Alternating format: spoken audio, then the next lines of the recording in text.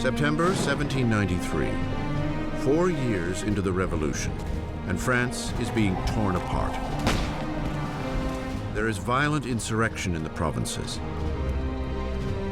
and huge losses in the faltering war against Europe.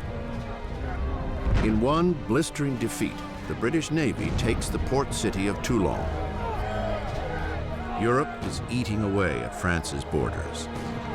France is the single largest country in Western Europe. It's the most populous country in Western Europe. It has been the great military power. And of course, when it entered into the revolution, a lot of its traditional enemies and also a lot of its traditional allies thought, aha, this is our chance to, not to carve a piece off of the actual territory of France, but certainly to enrich ourselves at its expense and to weaken it permanently.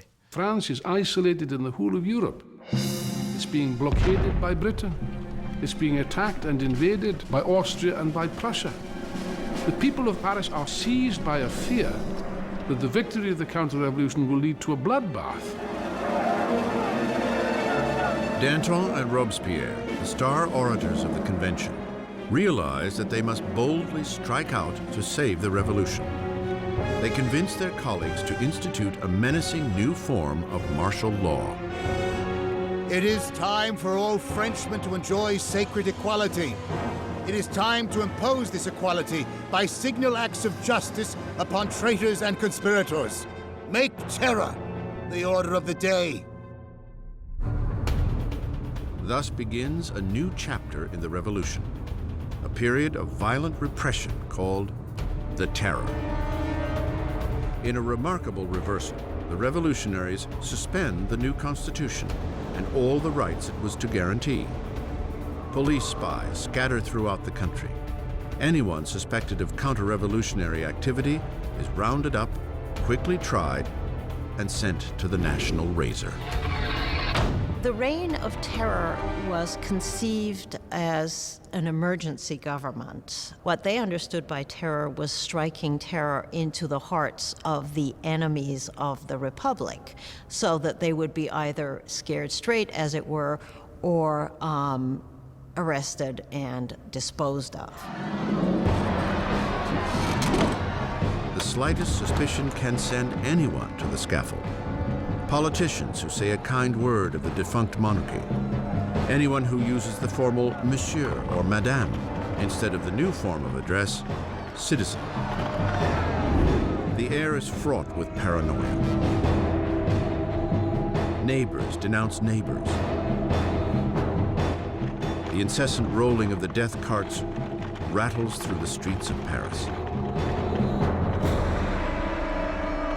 Execution is absolutely hanging over people's heads in the sense that we know in Paris there are police spies, and there are quite a few police spies everywhere, standing in bread lines, listening to what the women are saying, and turning them in if they don't like what they hear. You could be turned in not just for complaining about the high price of bread, but you could be turned in supposedly even for not being enthusiastic enough about where things were going and the successes of the revolution. So just about anything that would stand out for commentary could get you into trouble. The convention sets up a revolutionary tribunal, expediting trials and executions with ruthless efficiency. To consolidate power, they form a 12-man council and call it the Committee of Public Safety. Ultimately, power had to be delegated to a smaller group, and that group became the Committee of Public Safety.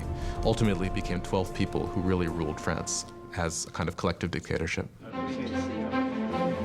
With his masterful words and revolutionary vision, Robespierre soon emerges as the committee's fiercest guiding voice.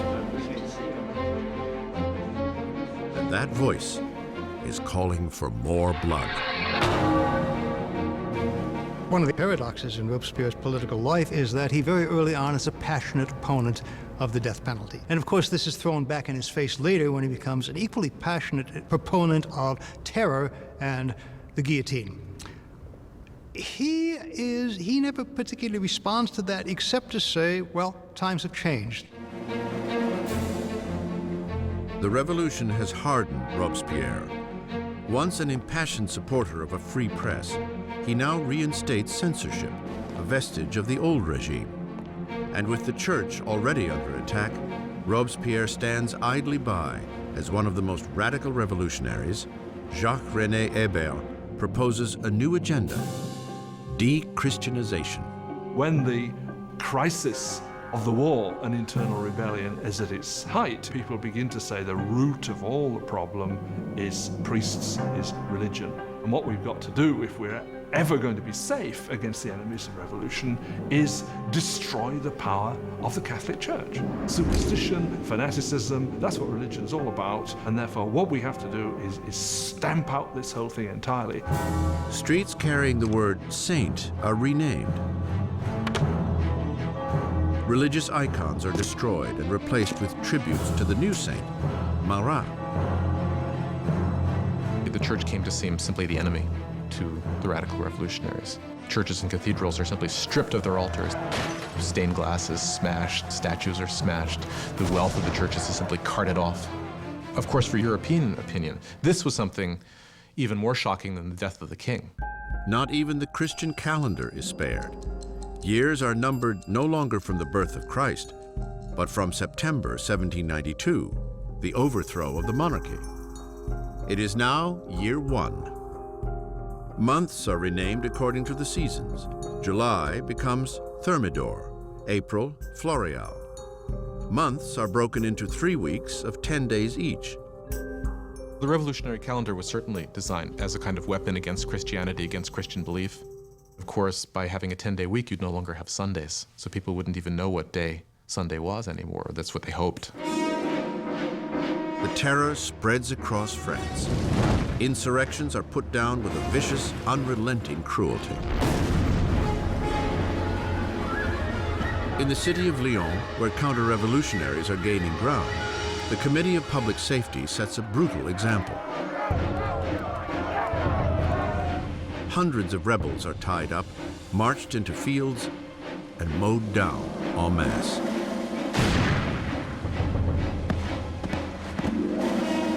A region called the Vendée, in the west of France, has also become a counter-revolutionary stronghold. Rebels and priests are tied together and packed onto boats that are then mercilessly sunk. Up to 100,000 people are killed in the Vendée alone. In Paris, the blade falls at an ever more frantic pace.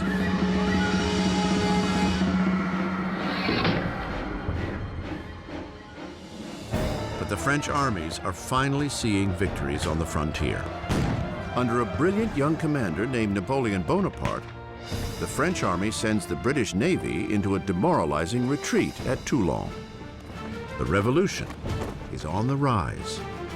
Robespierre is at the height of his power.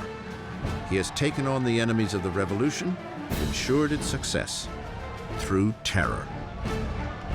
For a time, the terror was very effective as a means of getting the country together, getting the government together, and fighting what was, after all, a war on several fronts.